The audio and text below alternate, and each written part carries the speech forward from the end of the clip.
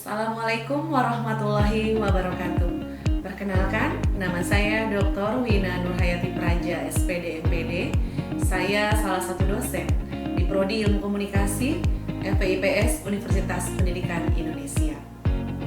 Di prodi ini saya sejak 2018 mengampu mata kuliah dasar umum atau mata kuliah wajib kurikulum, kemudian mengampu mata kuliah prodi seperti komunikasi pendidikan, komunikasi antar budaya, dan mata kuliah wajib kurikulum yang saya ampu yaitu mata kuliah pendidikan kewarganegaraan dan pendidikan Pancasila. Video ini dibuat untuk memenuhi salah satu kelengkapan administrasi sertifikasi dosen pada tahun 2025. Di mana video ini akan menjelaskan dari aspek pengajaran yang akan saya ambil yaitu dari mata kuliah wajib kurikulum, yaitu dari mata kuliah pendidikan kewarganegaraan dengan bobot 2 SKS. Mata kuliah wajib kurikulum ini adalah mata kuliah yang wajib diampu di seluruh prodi, di Universitas Pendidikan Indonesia. Pada video kali ini, di dalam mata kuliah pendidikan kewarganegaraan, saya akan mengambil materi terkait dengan identitas nasional, di mana dalam proses pembelajaran yang akan saya sajikan di depan yaitu dengan menggunakan DIA, yaitu dengan metode delivery, interaction, dan assessment, di mana pembelajaran ini dikemas dengan sangat menarik dan menyenangkan sehingga mahasiswa mampu menerima dan mengamalkan di dalam kehidupannya masing-masing. Pembelajaran ini nanti akan dikemas secara full learning, di mana metode yang akan saya sajikan yaitu dengan metode case method dan VCT, video clarification technique. Kemudian juga media yang digunakan itu ada Infocus, kemudian laptop, kemudian sarana prasarana yang lain.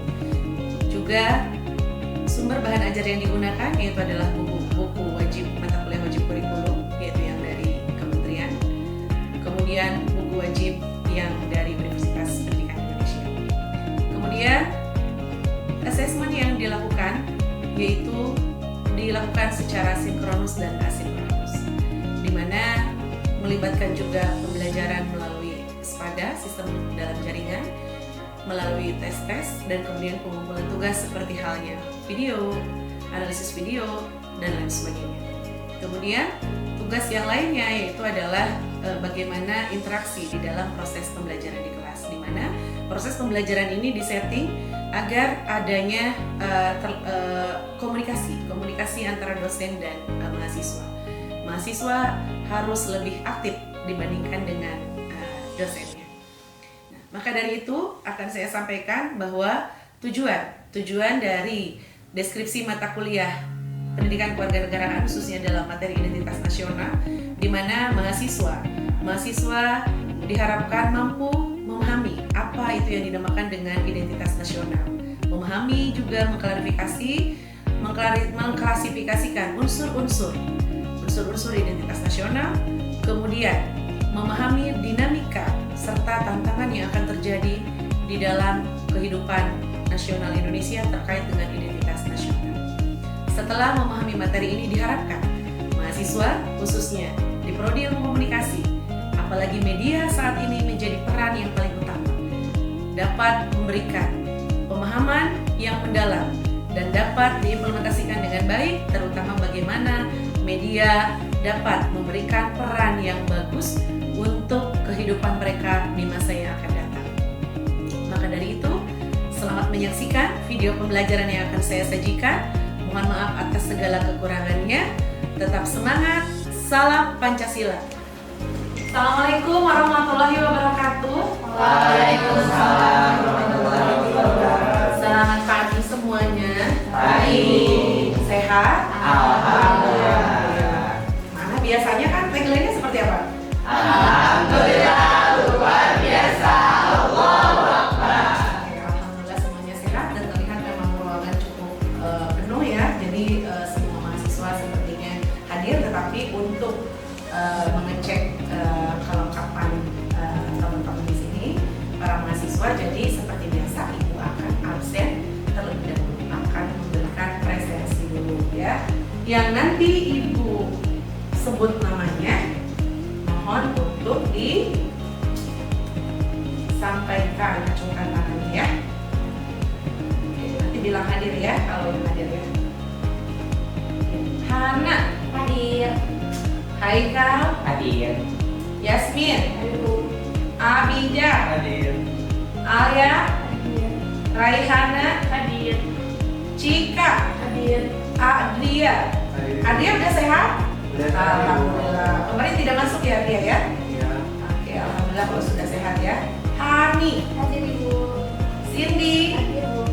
Kinan. Hadir. Iya. Oke, berarti semuanya hadir ya. Anak-anak Ibu semuanya, para mahasiswa di kelas ini semuanya sehat. Alhamdulillah ya.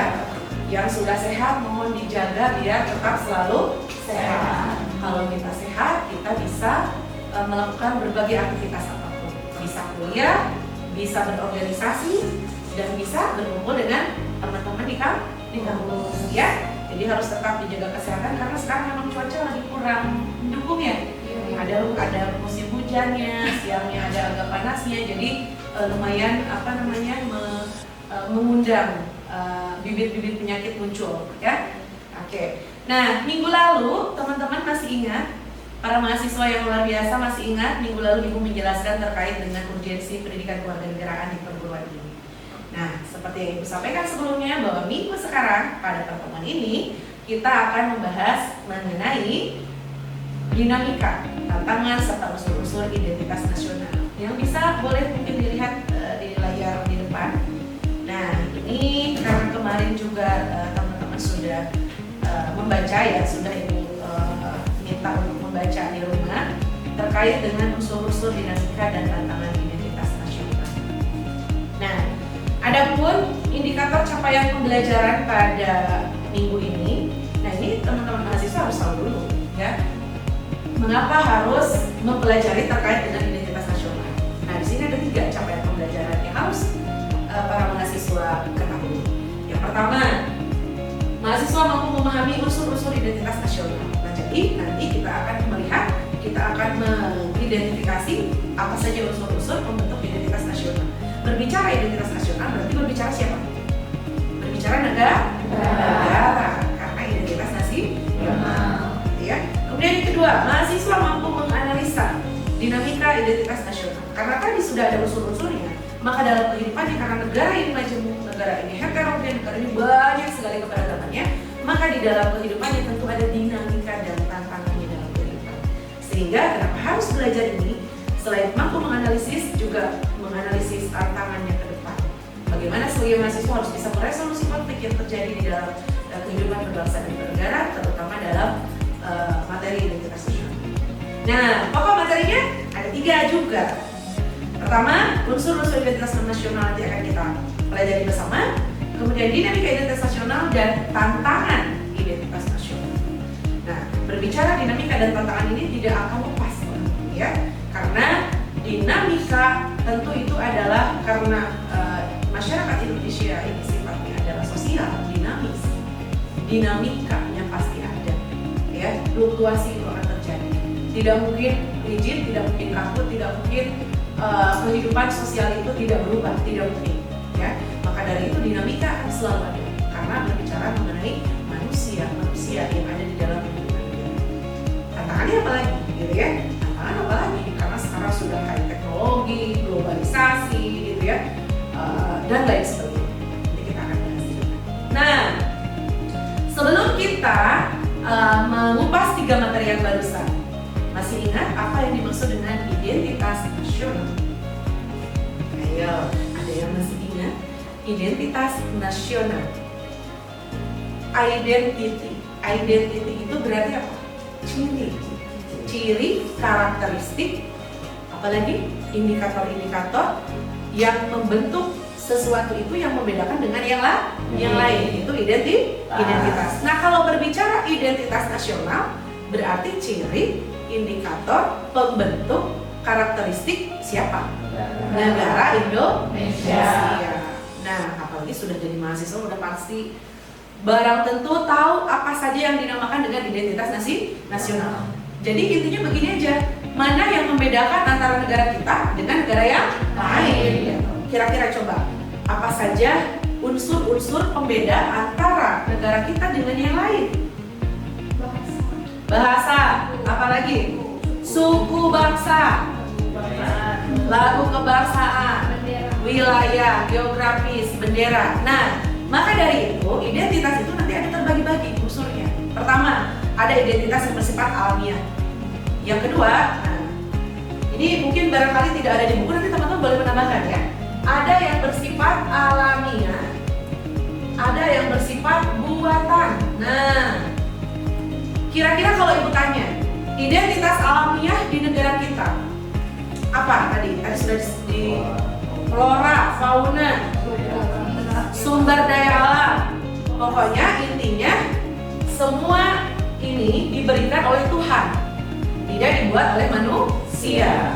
Ya, ada lautan, ada sungai, ada sumber daya alam yang lain, ya, darat, laut, udara, pokoknya semuanya ada masuk sumber daya yang bersifat alamiah. Kemudian yang buatan, berarti ini dibuat oleh kita dong. Kira-kira apa saja?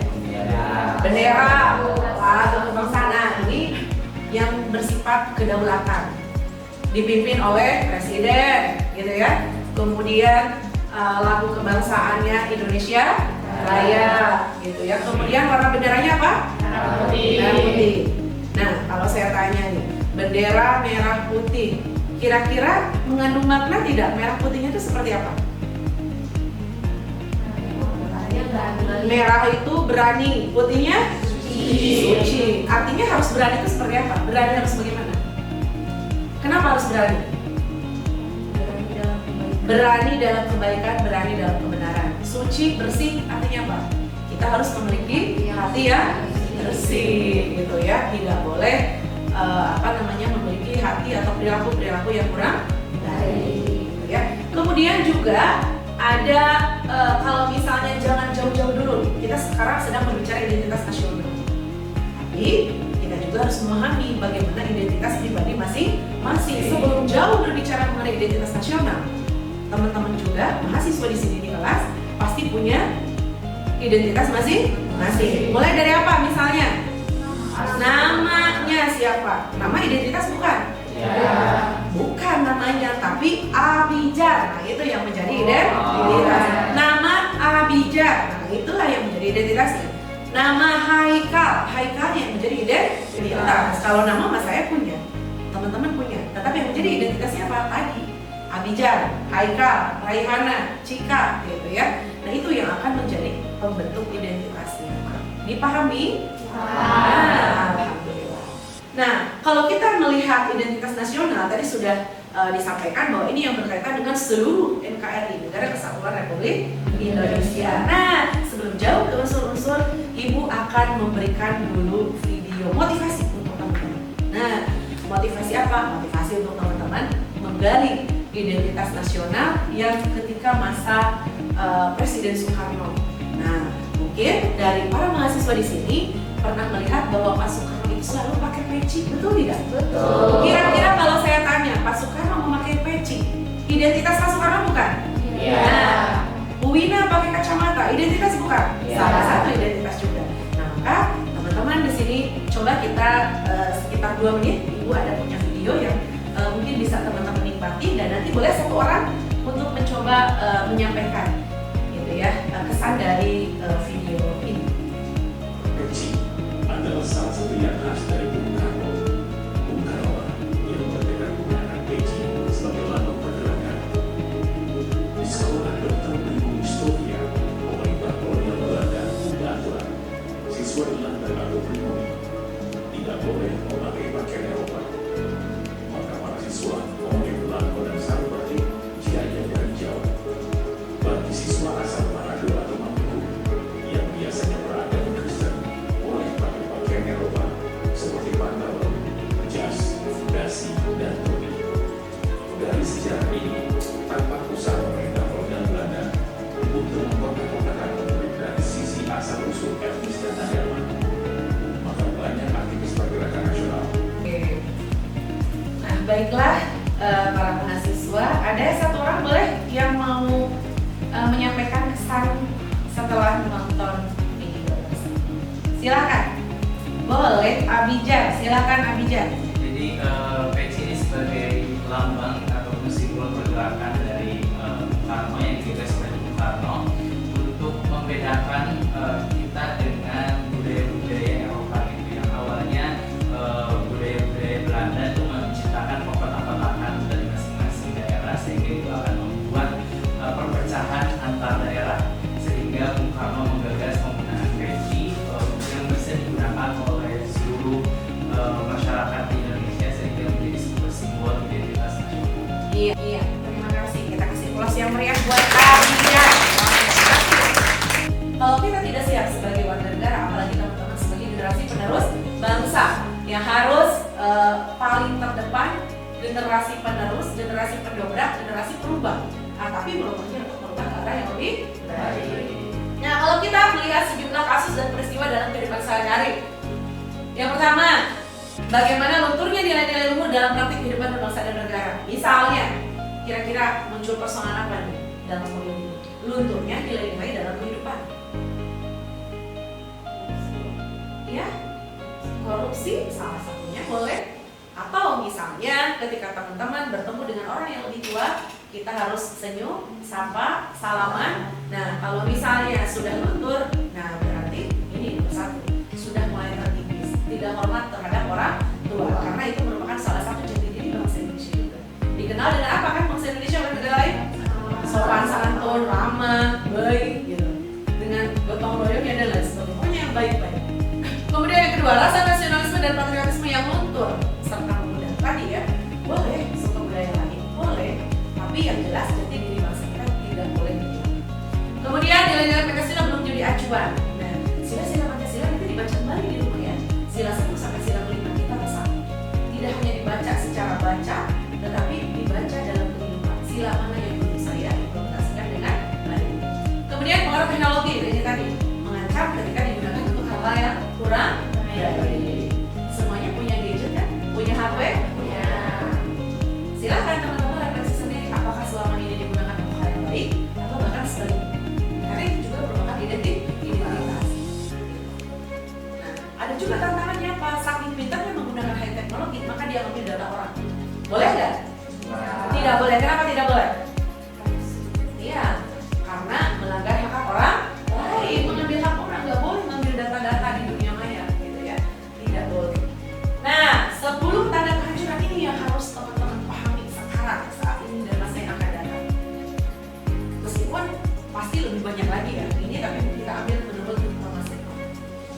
Ada 10 katanya, coba ya teman-teman baca.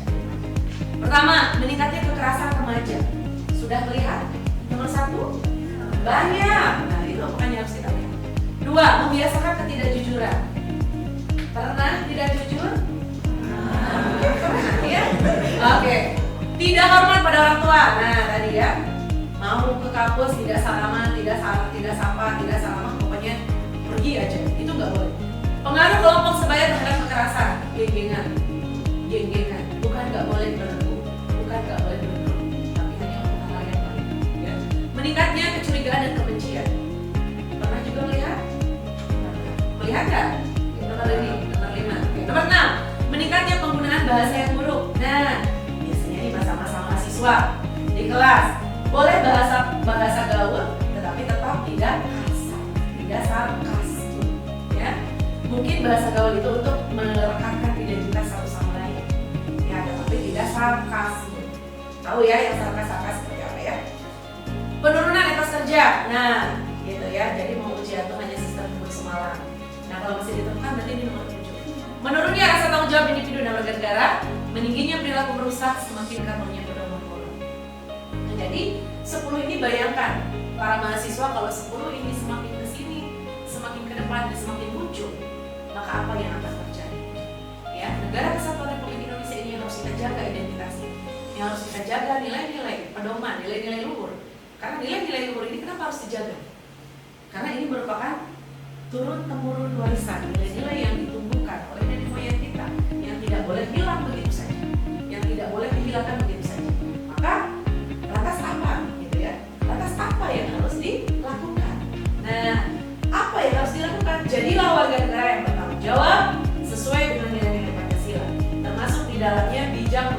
media sosial.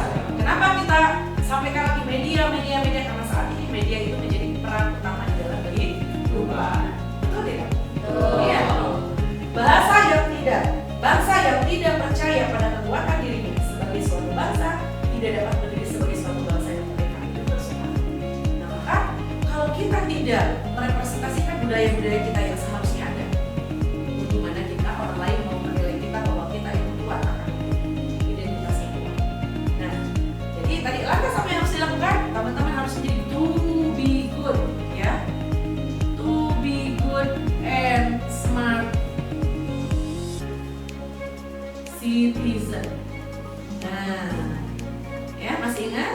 Nah, pernah saya singgung di pertemuan-pertemuan sebelumnya bahwa sebagai warga negara, mahasiswa sebagai bagian dari warga negara, dia harus baik. Nah, di sini awalnya juga baik, good and smart, baik dan cerdas.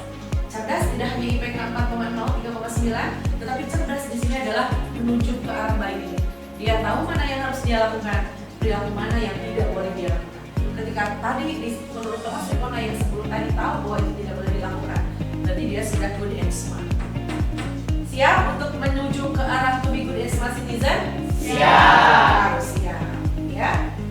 Nah, ternyata tidak terasa teman-teman pertemuan ini materi ini sudah Ibu sampaikan. Nah, sebelum ya kita mengakhiri pemilihan ini, pertemuan ini, boleh ada satu atau dua orang, ya. Satu orang dulu aja, satu orang laki-laki boleh, mau perempuan dulu boleh ke depan, gitu ya. Dan biar kita melihat bahwa bagaimana para mahasiswa sejauh ini, ya, sejauh ini sudah memahami apa yang sudah saya sampaikan barusan. Tapi tenang, tidak usah khawatir mahasiswa. Sebelum itu, coba boleh dibuka gadgetnya masing-masing. Ibu ada soal assessment, ya. Ada soal yang bisa teman-teman isi, linknya akan Ibu bagikan, ya. Linknya akan Ibu bagikan ke PJ mata kuliah, ya. Oke. Diisi, waktunya 15 menit, tidak boleh lebih. Oke. Waktunya 15 menit karena soalnya hanya sedikit. Silakan untuk melihat sejauh mana para mahasiswa sudah memahami apa yang barusan kita sharingkan. Satu orang dari laki-laki atau perempuan boleh ke depan untuk menceritakan identitas dirinya ataupun identitas dari mana dia asalnya, untuk saling sharing dengan mahasiswa yang satu dengan mahasiswa yang lain. Silakan diawali oleh siapa? Haikal, boleh. Silakan Haikal maju ke depan. Nah, oke, tepuk tangan dong buat Haikal. Oke, halo semuanya. Berkaitan dengan identitas yang tadi udah kita bahas sama-sama ya Bu ya. Jadi mungkin di sini aku pengen ngasih sedikit gambaran terkait identitas yang aku punya gitu. Tentunya yang pertama Rizky Haikal itu identitas aku sebagai nama aku sendiri kayak gitu.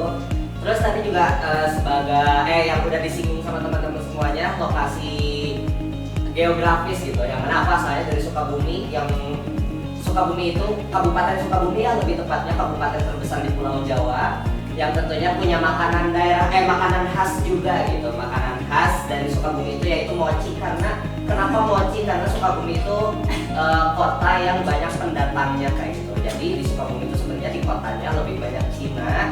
Jadi kenapa makanan khasnya mochi? Karena itu. Terus dari Sukabumi juga terkenal dengan hasil kelautannya, karena emang banyak banget daerah pesisir pantainya dari ujung sampai ujung. Terus juga Sukabumi terkenal dengan kabupaten yang yang punya pemberdayaan penyu misalkan. Jadi Sukabumi punya fauna yang diberdayakan gitu sampai saat ini. Berarti kalau misalnya kita ini nih Kak, tadi kan kaya banget tuh Sukabumi ya. Nah, kira-kira apa sumbangan dari tadi manifestasi dari kedaerahan, identitas daerah Sukabumi untuk identitas nasional Indonesia?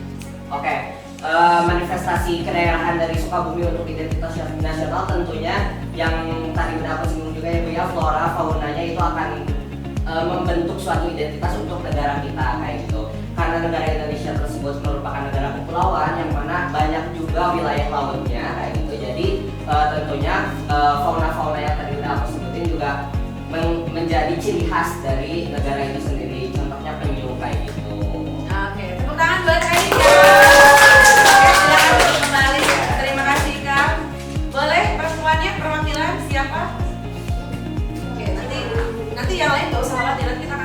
depan. Siap. Siap. Oke, silakan. Jika. Halo semuanya. Hai. Seperti kayak Heka tadi, kenalin nama aku Cika Patricia. Aku berasal dari Bangka Belitung, tepatnya di Pulau Bangka.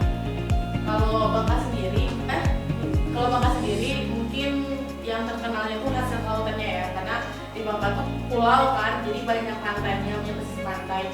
Terus kalau makanan khas Bangka tuh yaitu lempah darat sama lemak kuning. Lempah Lempah darat tuh biasanya kita dari tanaman pohon keladi, atau nggak keladi? Ya. Nah itu keladi tuh biasanya diolah jadi lempah darat. Terus kalau lempah kuning itu biasanya kita sering dimasak pakai ikan, ditambahin sama nanas. Itu makanan khas Bangka. Wajib bawa berarti nanti. Iya, sama olahraga paling kericu gitu, kretek yang sering. Mungkin ada yang pernah cobain nggak kemarin olah? Ya, bagian. Iya. Biasa kelas B dapet.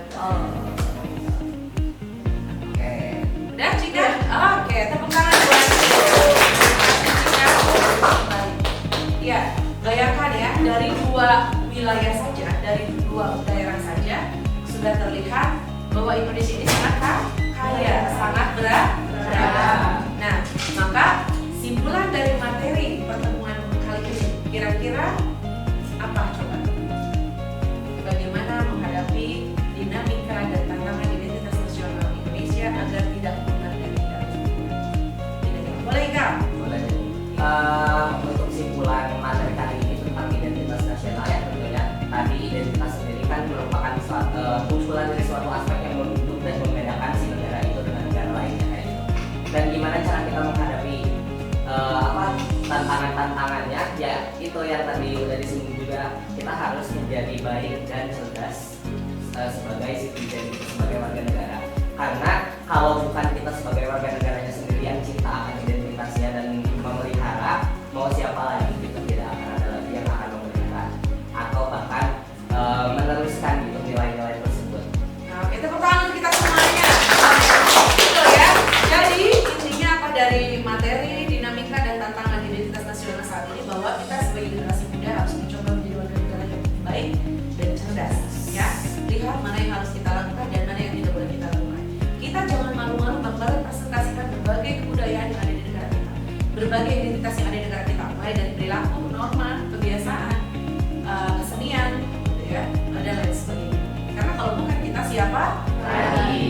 Yuk, gitu, bareng-bareng dari sekarang, gitu ya. Jadi itu pematerian untuk pertemuan pada kali ini, pada siang hari ini. Sekali lagi terima kasih atas atensinya yang sangat luar biasa. Teman-teman mahasiswa, tepuk tangan. Ya, kelas ini memang selalu happy, selalu aktif, selalu enjoy ya, untuk mengikuti perkuliahan pendidikan keluarga negara ini. Jangan lupa minggu depan kita akan lanjut ke materi integrasi nasional di meja dulu di rumah, ya. Nanti untuk nilai JIPOM-nya akan ibu bagikan minggu depan, ya. Sudah kan tadi diisi semuanya ya? Sudah. Sekali lagi terima kasih. Mohon maaf atas segala kekeliruannya, mohon maaf atas segala kealpaannya.